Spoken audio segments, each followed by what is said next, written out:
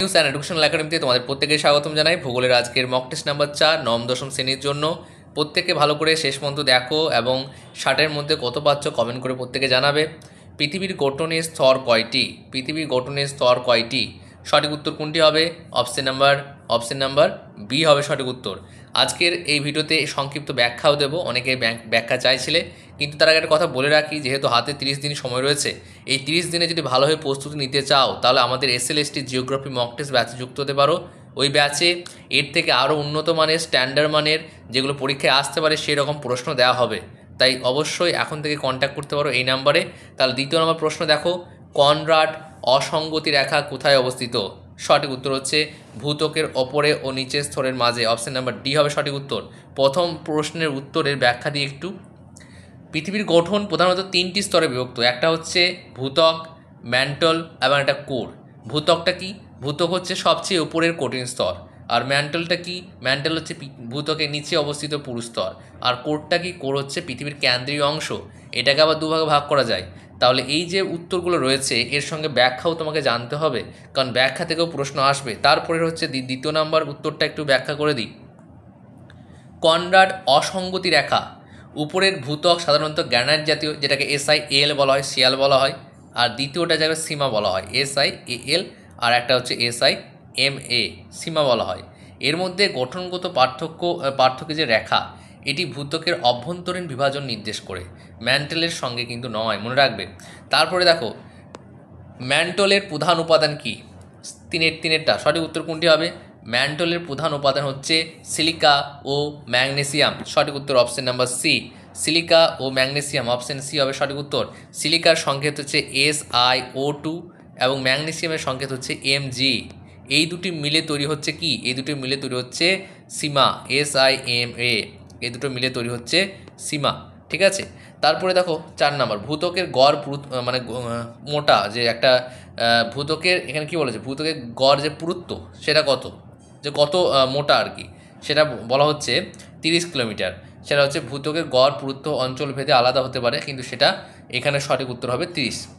এবার ভূত্বকের গড় যেটা, মহাসাগরীয় ভূত্বক যদি হয় সেটা 5 থেকে 10 কিলোমিটার হবে, ঠিক আছে। মহাসাগরীয় ভূত্বক যদি হয় তাহলে 5 থেকে 10 কিলোমিটার হবে।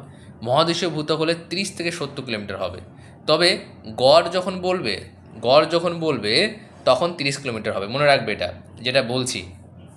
তারপরে দেখো, সঠিক উত্তর প্রত্যেকে নির্বাচন করবে এবং 60-এর মধ্যে কত পাচ্ছ কমেন্ট করে জানাবে। পৃথিবীর কেন্দ্রের তাপমাত্রা কত হতে পারে? সঠিক উত্তর বলো প্রত্যেকে। এটা হচ্ছে 6000 degree Celsius. Option number D হবে সঠিক উত্তর। ভূপৃষ্ঠ থেকে গভীরে যাওয়ার সাথে সাথে তাপমাত্রা কি হয়? কমে না বাড়ে?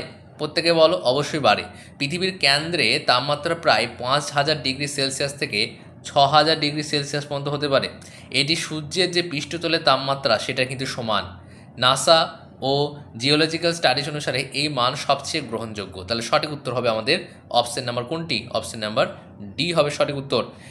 তারপর দেখো, লাইথোস্ফিয়ার বলতে কি বোঝায়? লাইথোস্ফিয়ার 6-টা সঠিক উত্তর বলো। সঠিক উত্তর হচ্ছে কঠিন ভূত্বক ও ওপরের ম্যান্টল। কঠিন ভূত্বক ও ওপরের ম্যান্টল হবে সঠিক উত্তর। তারপরে দেখো 7-টা বলার আগে গুরুত্বপূর্ণ বিষয় জেনে রাখো, SLST জিওগ্রাফি ব্যাচ আমাদের 1 আগস্ট থেকে শুরু হচ্ছে। এটা তোমাদের ভর্তির শেষ সুযোগ হতে পারে, ভর্তি হয়ে যাও প্রত্যেকে। আমি বারবারে বলছি, আমরা ব্যাচে যা করাবো সেটা কিন্তু কমন অবশ্যই পাবে। 30 দিনে তুমি অবশ্যই কমন পাবে। আমাদের কাছে 30 দিন 15 দিন অনেকটাই, তাই এই সময়ের মধ্যে আমরা কিন্তু যথেষ্ট তোমাদের ভালো প্রিপারেশন করাতে পারবো। আমাদের এটা ভরসা রয়েছে, আমাদের উপর ভরসা রাখো, আমাদের এটা বিশ্বাস রয়েছে। আর তোমরা যদি ভর্তি হও অবশ্যই তোমরা কমন পাবে। আর একটা গুরুত্বপূর্ণ বিষয় হচ্ছে, যা যা করাবো সব টপিক ওয়াইজ, এমন নয় যে কোনো রকম উল্টোপাল্টা কোনো কিছু প্রশ্ন থাকবে না। এখানে তুমি ইউটিউবে যে প্রশ্নগুলো দেখছো এর থেকে আরও ভালো স্ট্যান্ডার্ড মানে সাজেশন করা হবে, যেগুলো আমাদের অলরেডি তৈরি হয়ে আছে। এখানে তুমি যে নাম্বারটা দেখতে পাচ্ছ এই নাম্বারটাই ফোনপে নাম্বার। এখানে 249 টাকা ফোনপে করে হোয়াটসঅ্যাপে কিনশো দিয়ে তোমার নিজের নামটা লিখে দাও, তাহলে যুক্ত করে নেওয়া হবে। সাথেরটা দেখো, শিয়াল বলতে কোন স্তরকে বোঝানো হয়েছে? উপরের কোর, বাইরের কোর, ভূত্বকের উপরের স্তর নাকি ভূত্বকের নিচের স্তর? সাতের সঠিক উত্তর হচ্ছে ভূত্বকের উপরের স্তর। Option number C. কোন শিলা অগ্নুপাতের ফলে গঠিত হয়? প্রত্যেকে বলো। সঠিক উত্তর হচ্ছে গ্রানাইট। সঠিক উত্তর হবে অপশন নাম্বার এ। গ্রানাইট হচ্ছে অগ্নুপাতের ফলে সৃষ্টি হয়। গ্রানাইট হচ্ছে একটা অন্তর্গর্ভীয় আগ্নেয় শিলা। এটি ম্যাগমা ঠান্ডা হয়ে ভূগর্ভে ধীরে জমে তৈরি হয়। অর্থাৎ যখন কি হয়, এটা ম্যাগমাটা যখন ঠান্ডা হয়ে যায়, ভূগর্ভে ধীরে ধীরে জমা হয়, তখন এটা তৈরি হয়। এছাড়া দেখো আরও অনেক রয়েছে, স্যান্ডস্টোন রয়েছে, মার্বেল রয়েছে, সিস্ট রয়েছে, অনেক কিছু রয়েছে, এগুলো নিয়ে আলোচনা পরে করব। নয়টা দেখো, রূপান্তরিত শিলা কীভাবে গঠিত হয়? ঠান্ডা হয়ে জমে গিয়ে, চাপ ও তাপের দ্বারা, নাকি ভূমিকম্পে? নয়টা সঠিক উত্তর হচ্ছে চাপ ও তাপের দ্বারা। রূপান্তরিত শিলা গঠিত হয় বিদ্যমান আগ্নেয় বা অববাহিকা শিলার ওপর চাপ ও তাপ দীর্ঘ সময় ধরে ক্রিয়া করার ফলে, যেমন হচ্ছে লাইমস্টোন থেকে মার্বেল। সঠিক উত্তর মনে রাখবে, লাইমস্টোন থেকে কী হয়? লাইমস্টোন থেকে হয় মার্বেল। ঠিক আছে, আমি আর লিখছি না, লেখাটা খুব একটা ভালো হচ্ছে না। দেখো কোনটি একটি আগ্নেয় শিলা? 10এরটা সঠিক উত্তর একটু আগেই বললাম, গ্রানাইট। ঠিক আছে, এটা আর বলছি না। তাহলে এখানে কোয়ার্টারজাইট রূপান্তরিত শিলা, লাইমস্টোন হচ্ছে অববাহিক, তারপর শেল হচ্ছে অববাহিক। 11টা দেখো, এই সমস্ত তথ্যগুলো আমরা পিডিএফ ফর্মে গ্রুপে দিয়ে দেবো ব্যাসে।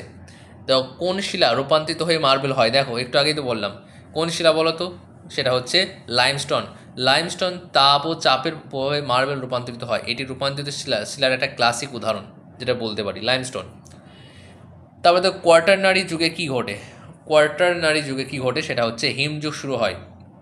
প্রায় 2.6 মিলিয়ন বছর আগে শুরু হয়েছিল থেকে এখনও পর্যন্ত চলমান ভূতাত্ত্বিক যুগ। ঠিক আছে, একাধিক আইস এজও বলা যেতে পারে, হিমযুগও বলা যেতে পারে এটাকে। তারপরে দেখো 13টা, ভাঁজ ও বিপর্যয়ের ফলে কি তৈরি হয়? 13টা সঠিক উত্তর কোনটি হবে? সেটা হচ্ছে পাহাড়। ভূত্বকের স্তরগুলো অভ্যন্তরীণ বল মানে কম্প্রেশন যে টেনশন যেটা হয়, এর কারণে কি হয়? ভাঁজ ও বিপর্যয় ঘটায়। এর ফলে কি হয়? ভাঁজ পর্বত, হিমালয় যেমন একটা আছে, বিপর্যয় পর্বত যেমন হচ্ছে ভোগল্যান্ড, এগুলো কিন্তু রয়েছে। সঠিক উত্তর হবে অপশন নাম্বার বি। ভূমিকম্প মাপার একক কী? সঠিক উত্তর কোনটি হবে বলো প্রত্যেকে? ভূমিকম্প মাপার একক রিক্টার স্কেল। রিক্টার স্কেল হলো একটি লগারিদমিক স্কেল যা ভূমিকম্পের মাত্রা বা তীব্রতা মাপে। এটি চার্লেস এফ রিক্টার তৈরি করেছিলেন। মনে রাখবে সঠিক উত্তর সি অপশন। তারপরে 15টা, ভূমিকম্প উৎপত্তি স্থলকে কি বলা হয়? হাইপোসেন্টার, অ্যাপিসেন্টার, ম্যাগনেটিক সেন্টার, নাকি ত্বরণ কেন্দ্র? 15টা সঠিক উত্তর কোনটি হবে? হাইপোসেন্টার। হাইপোসেন্টার ভূগর্ভ যেখানে ভূমিকম্প শুরু হয়। এপিসেন্টার ভূপৃষ্ঠ ওই বিন্দুর ঠিক উপরের স্থান। সঠিক উত্তর হবে হাইপোসেন্টার। বেশ, তাহলে সঠিক উত্তর অপশন নাম্বার এ। ভূমিকম্প তরঙ্গ তিনটি কী কী? ভূমিকম্পে যে তরঙ্গ রয়েছে তিনটে কী কী সেটা হচ্ছে, সঠিক উত্তর হচ্ছে বলো প্রত্যেকে 16টা, সেটা হচ্ছে পিএসএল। ঠিক আছে, পিএসএল বিষয়টা কি একটু বলে দিই সংক্ষিপ্ত। এত সংক্ষিপ্ত বলছি এই জন্য কারণ সময় লাগবে। আমি যদি দীর্ঘ ব্যাখ্যা করি তাহলে কিন্তু হবে না, কারণ 7 মিনিট এখানেই চলে গেল। পি হচ্ছে দ্রুততম, কঠিন, তরল উভয় মাধ্যমে চলে। আর এস হচ্ছে সেকেন্ডারি ওয়েভ, যেটা ধীর, কেবল কঠিন মাধ্যমে চলে। এলটা হচ্ছে সারফেস লো ওয়েভ, সেটা হচ্ছে সবচেয়ে ধ্বংসাত্মক। ঠিক আছে, ভূপৃষ্ঠে ছড়িয়ে যায়। তারপর 17টা, আগ্নেয়গিরির মুখ থেকে নির্গত দ্রব্য কী? জলীয় বাষ্প, ম্যাগমা, লাভা, উপরের সব কিছু। 17টা সঠিক উত্তর হবে বলো প্রত্যেকে, সেটা হচ্ছে উপরের সব কিছু। সবগুলোই হয়, লাভাও হয়, জলীয় বাষ্পও হয়। গ্যাসের মধ্যে কোনগুলো থাকে সব থেকে বেশি? Carbon dioxide, SO2, sulphur dioxide. তাই উপরের সবগুলোই সঠিক হবে। ভারতীয় উপমহাদেশ কোন বৃহৎপাতের অংশ? বেশ, আরেকটা বিষয় বলে রাখি তোমাদেরকে, যে পাহাড়গুলো আছে বলে কিন্তু এই পৃথিবীতে, এই গোটা পৃথিবীটা আটকে রয়েছে। পাহাড়গুলো কিসের জন্য তৈরি হয়েছে? যাতে প্লেটগুলোকে সংযুক্ত করে রাখে। পাহাড়গুলোকে এমনভাবে তৈরি করা হয়েছে, এমনভাবে গেঁথে দেওয়া হয়েছে যাতে এই যে ভূপৃষ্ঠ সেটা যেন নড়াচড়া না করে, পাতগুলোকে যাতে স্থির রাখতে পারে। তাই এটাকে খুঁটি বলতে পারি। পাহাড়গুলো হচ্ছে এক একটা খুঁটি, ঠিক আছে, যে প্লেটগুলোকে সংযুক্ত করে রেখেছে। তাহলে এখানে যে বৃহৎ পাতের অংশ সেটা কোনটা? 18টা সঠিক উত্তর হচ্ছে ইন্দো অস্ট্রেলিয়ান। সঠিক উত্তর হচ্ছে অপশন নাম্বার ডি। তারপরে 19টা, হিমালয় কিভাবে গঠিত হয়েছে? হিমালয় আগ্নেয় প্রক্রিয়ায়, প্লেট সংঘর্ষে? 19টা বলো। সঠিক উত্তর হচ্ছে প্লেট সংঘর্ষে। সঠিক উত্তর অপশন নাম্বার বি। ভারতীয় প্লেট ও ইউরেশিয়ান প্লেটের সংঘর্ষে ভাঁজ পর্বত হিমালয় গঠিত হয়েছে, একটু আগেই বললাম। তারপর থর মরুভূমি কোথায় অবস্থিত? বিভিন্ন জায়গায় একটু বাংলা টাইপিং মিস্টেক হয়েছে, সেগুলো অতটা গুরুত্বপূর্ণ নয়। গুরুত্বপূর্ণ হচ্ছে প্রশ্ন কী আর উত্তরটা কী। তারপরে দেখো 20টা সঠিক উত্তর হচ্ছে রাজস্থান। থর মরুভূমি কোথায় অবস্থিত? রাজস্থানে অবস্থিত। এটা একদমই সহজ প্রশ্ন। কোনটি গঙ্গা নদীর উপনদী? গঙ্গা নদীর উপনদী কোনটি হবে? 21-এর সঠিক উত্তর হচ্ছে যমুনা। যমুনা হলো গঙ্গার প্রধান উপনদী। অন্য যে সমস্ত যেগুলো রয়েছে, গোদাবরী, তাপ্তি, দক্ষিণ ভারতের নদী, ব্রহ্মপুত্র যেটা নিজস্ব পৃথক নদী, পরে গঙ্গার সাথে মিশে পদ্মা হয়েছে, এগুলো মনে রাখবে। গঙ্গা ব্রহ্মপুত্র কোথায় মিলিত হয়েছে? 22-এর সঠিক উত্তর কোনটি হবে? সঠিক উত্তর হবে গঙ্গাসাগরে।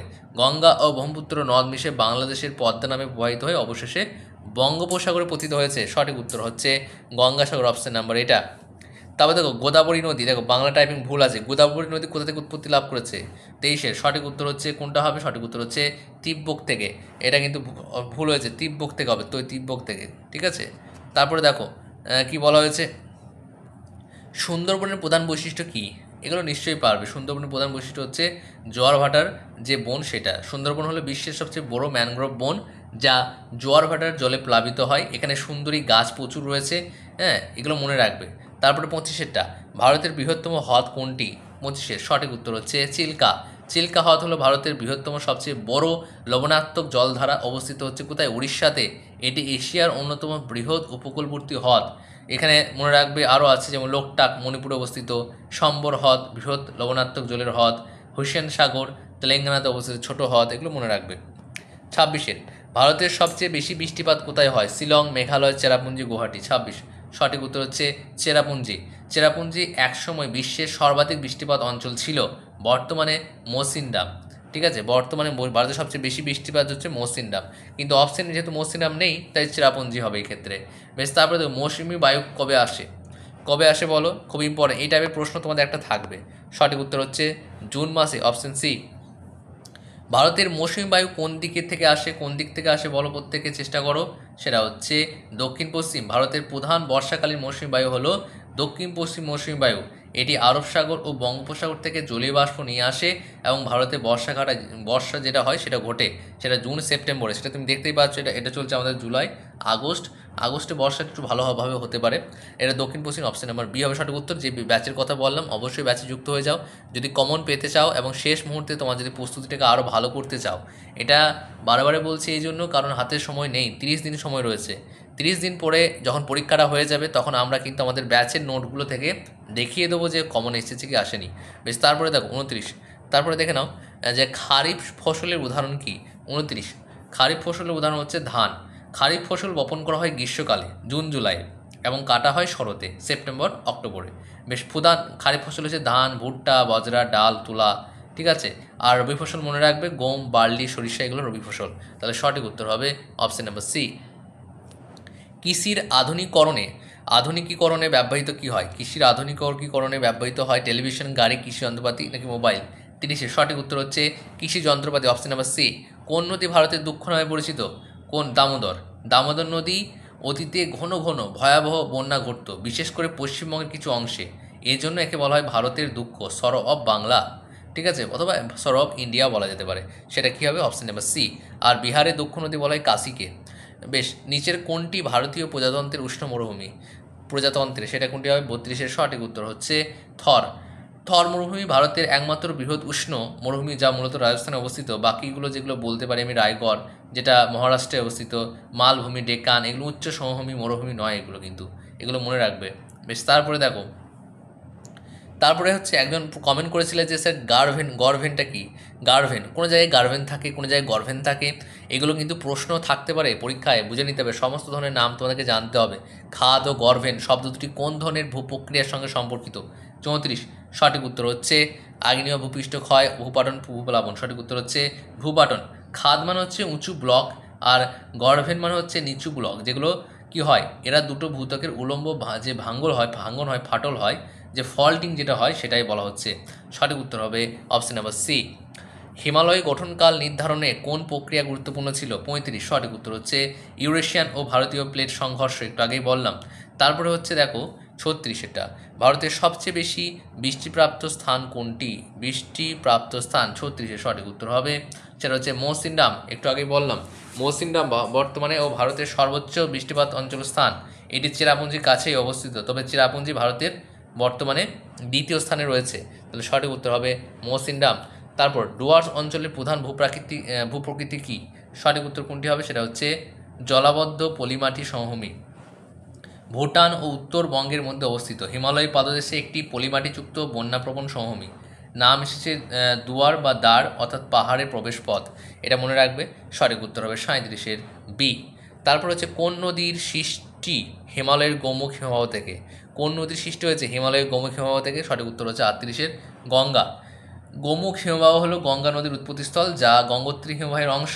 এখানে নদীকে শুরুতে ভাগীরথী বলা হয়, পরে অলকানন্দের সাথে মিলিত হয়ে গঙ্গা নামকরণ করেছে, মনে রাখবে। 39 দেখে নাও সঠিক উত্তর কী হবে। নিজের কোনটি একটি উপত্যকা নয়, উপত্যকা নয় বলেছে।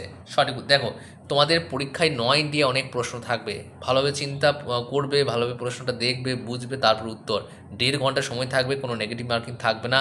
তাই সেই অনুযায়ী নেগেটিভ মার্কিং যেহেতু নেই, তাহলে সেক্ষেত্রে তুমি কী করবে, সেক্ষেত্রে তোমাকে যেটা করতে হবে, কিছু উত্তর তুমি যেগুলো পারবে না সেগুলো তো করে আসবেই। তাহলে কীভাবে করে আসবে, option A B C D করে থাকবে।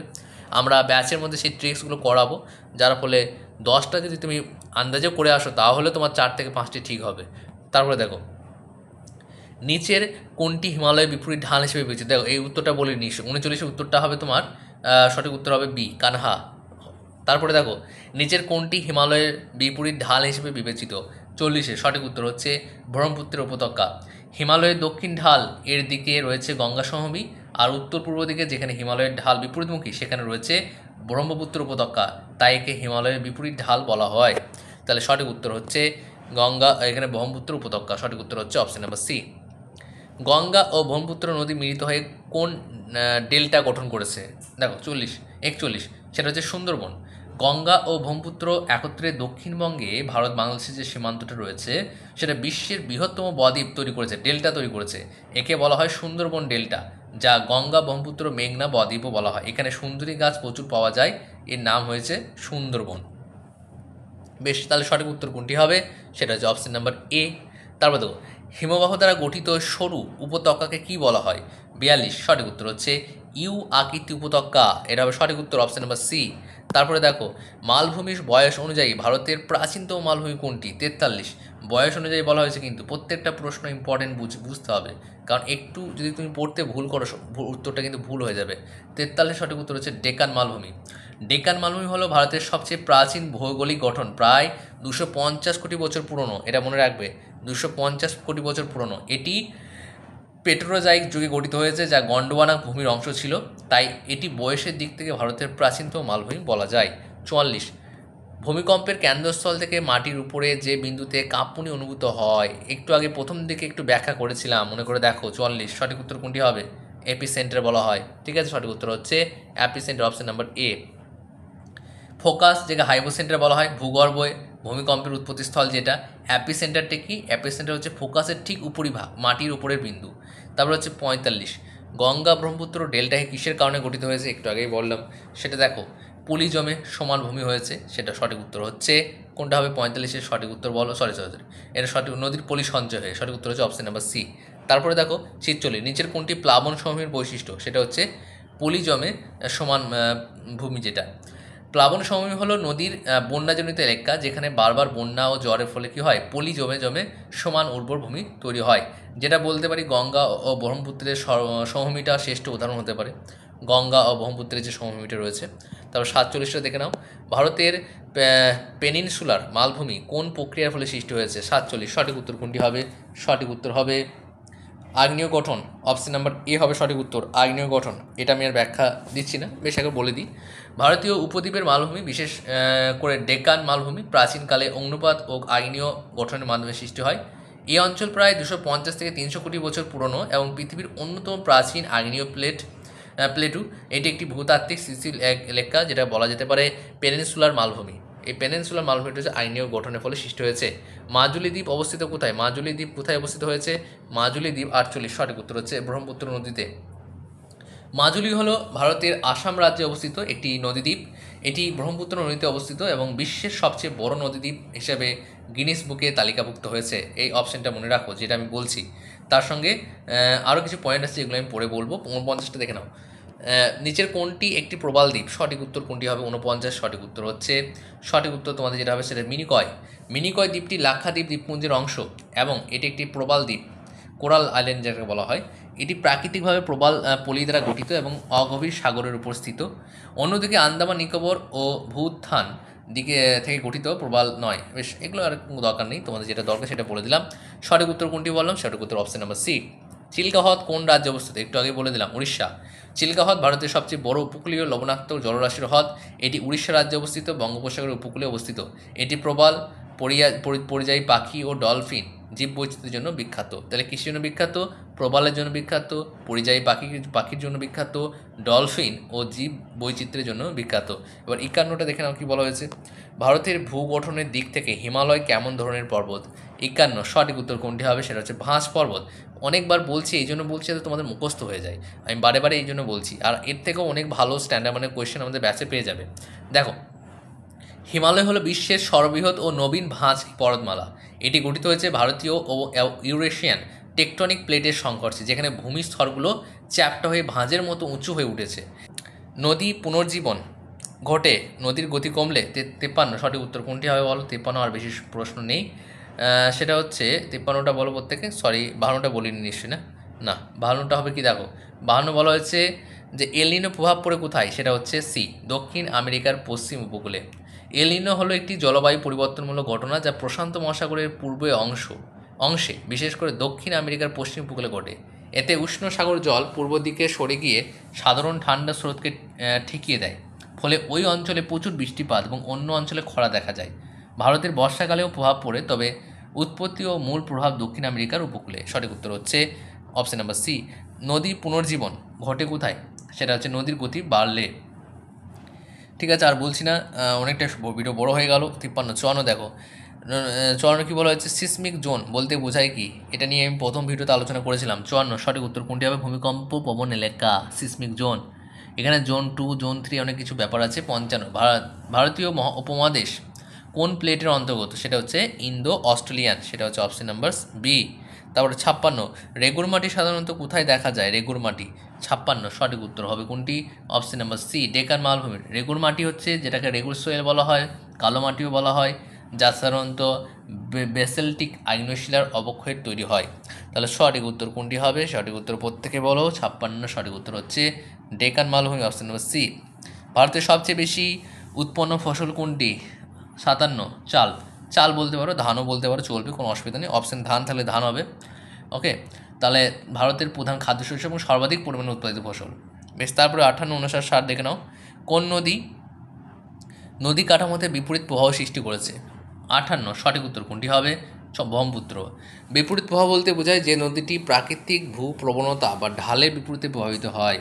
যেমন ব্রহ্মপুত্র নদী হিমালয় থেকে উৎপন্ন হয়ে তিব্বতে সিয়াং নামে পূর্ব দিকে প্রবাহিত হয়ে পরে ভারতে অসম বাংলাদেশে পশ্চিমমুখী হয়ে প্রবেশ করেছে। এটি প্রমাণ করে যে ভূতাত্ত্বিক পরিবর্তনের ফলে নদীর দিক পাল্টাচ্ছে এবং বিপরীত নদী কাঠামো সৃষ্টি হয়েছে। এখানে দেখো 59, এটা ভূত্ব থেকে ভূত্বক পর্যন্ত গড় তাপমাত্রা বৃদ্ধির হারকে কী বলে? সেটাকে বলা হয় জিওথার্মাল গ্রেডিয়েন্ট। এটাকে বলা হয় জিওথার্মাল গ্রেডিয়েন্ট বলা হয়। এটা জিওথার্মাল হবে, যখন স্পেলিং লেখাবে ইংলিশে তখন লেখাবে GOTHERMAL, জিওথার্মাল। ঠিক আছে, সঠিক উত্তর হবে অপশন নাম্বার ডি। নিচের কোনটি হিমালয় পর্বতের উপশ্রেণী নয়? সঠিক উত্তর হচ্ছে কোনটি? সঠিক উত্তর হচ্ছে তিস্তা। তিস্তা হবে সঠিক উত্তর, অপশন নাম্বার সি হবে সঠিক উত্তর, অপশন নাম্বার সি। এরপরে দেখো কি বলা হয়েছে, নিচের কোনটি হিমালয় পর্বতের উপশ্রেণী নয়? সেটা হচ্ছে তিস্তা। একটু সংক্ষিপ্ত ব্যাখ্যা করে দিই। শেষ প্রশ্ন এবং 60-এর মধ্যে কত পাচ্ছো কমেন্ট করে অবশ্যই জানাও। 60-এর মধ্যে তোমরা কত পাচ্ছ অবশ্যই কমেন্ট করে জানাও, কারণ প্রত্যেকেরই কমেন্ট প্রয়োজন রয়েছে। তুমি যদি 10 পাও, 30 পাও, 40 পাও, 50, 60, 60 পাও, যাই পাও না কেন অবশ্যই কমেন্ট করে জানাও। যে তিস্তার কথা বললাম সেটা একবার বলে দিই। হিমালয়ের 3টি প্রধান উপশ্রেণী রয়েছে, এটা শিওয়ালিক, হিমাচল আর এটা হিমাদ্রি। তিস্তা একটি নদী যা হিমালয় থেকে উৎপন্ন হলেও এটি পর্বতমালার অংশ নয়, এটি একটা উপশ্রেণীও নয়, তাই তিস্তা উপশ্রেণী নয়। তাহলে এখানে উপশ্রেণী নয় বলেছে। ঠিক আছে, সঠিক উত্তর হচ্ছে তিস্তা, অপশন নাম্বার সি হবে সঠিক, অপশন নাম্বার সি হবে সঠিক উত্তর। তাহলে এখানে তুমি যে ব্যাচটা দেখতে পাচ্ছ, ব্যাচটা ইম্পর্টেন্ট। আজকে এই পর্যন্ত, নেক্সট ভিডিওতে আবার দেখা হচ্ছে।